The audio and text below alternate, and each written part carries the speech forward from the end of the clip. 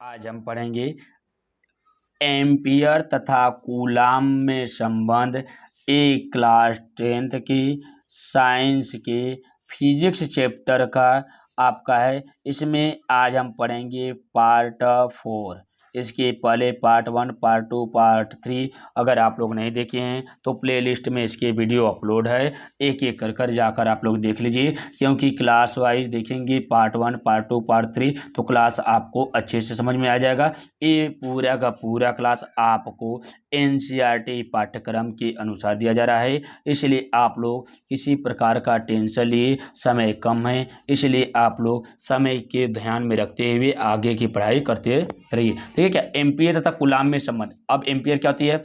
Ampere हमेशा कहते हैं विद्युत धारा के, देखिए एम्पियर क्या होते हैं विद्युत धारा के समान होती है। अब जो कूलाम होता है ये विद्युत आवेश का होता है। देखिए एम्पियर जो विद्युत धारा का मात्रक होता है और विद्युत आवेश का क्या होता है? कूलाम आवेश होता है या मात्रक होता है। यदि किसी चालक में 1 एम्पियर धारा 1 सेकेंड में प्रवाहित हो, देखिए किसी चालक में 1 एम्पियर धारा 1 सेकेंड तक प्रवाहित हो तो चालक से होकर प्रवाहित आवेश की मात्रा 1 कूलाम होती है।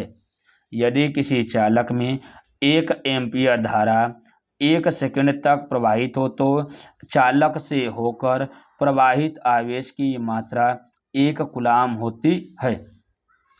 1 कूलाम बराबर 1 एम्पियर गुणे 1 समय 1 सेकेंड। देखिए क्या 1 कूलाम बराबर 1 एम्पियर गुणे 1 सेकेंड, तो इसीलिए कहा जाता है कि 1 एम्पियर बराबर 1 कूलाम प्रति सेकेंड। तो अब कहा जाता है कि एम्पियर तथा कूलाम में जो संबंध होता है तो एम्पियर बराबर कूलाम प्रति सेकेंड होता है। तो कहा जाता है कि धातुओं में इलेक्ट्रॉन के प्रवाह से विद्युत धारा उत्पन्न होती है।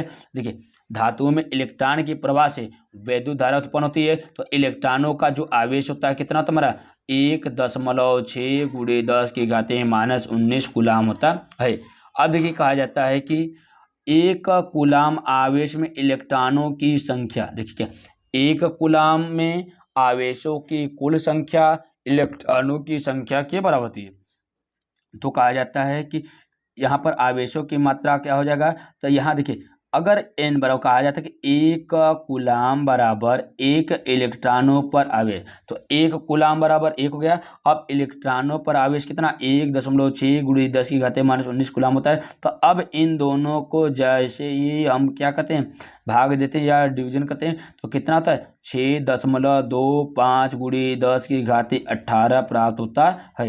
ये जो 18 प्राप्त होता है ये आवेशों का प्रवाह का दर होता है, या तो कहा जाएगा 6.28 ये हमारा कितना एम्पियर तथा कूलाम के बीच संबंध होता है। अब कहा जाता है कि ये जो 6.125 गुणे 10 की घाते 18 प्राप्त होता है ये क्या होता है 1 कूलाम में इलेक्ट्रॉनों की कुल संख्या प्राप्त होती है।